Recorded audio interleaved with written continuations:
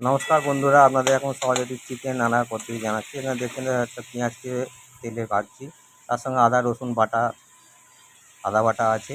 মানে একটা চিকেন দেখছি, চিকেনটা ম্যারিনেট করেছি প্রথমে দই দিয়ে, তারপরে কাশ্মীরি লঙ্কা দিয়ে, আদা বাটা, জিরে গুঁড়ো এসব দিয়ে 1 ঘন্টা ম্যারিনেট করে রেখেছিলাম। তারপরে এখানে আলুটা হালকা করে আছে ভেজে নিয়েছি।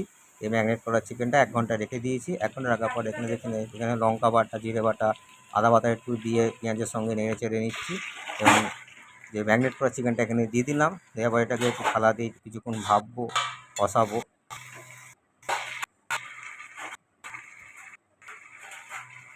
কিছুক্ষণ কষানোর পর দেখছেন চিকেনটা একটু নরম টাইপের হচ্ছে আস্তে আস্তে। এবার এটাকে আবার থালার মধ্যে দিয়ে আবার একটু ভাপাবো, এটা কষানো হচ্ছে।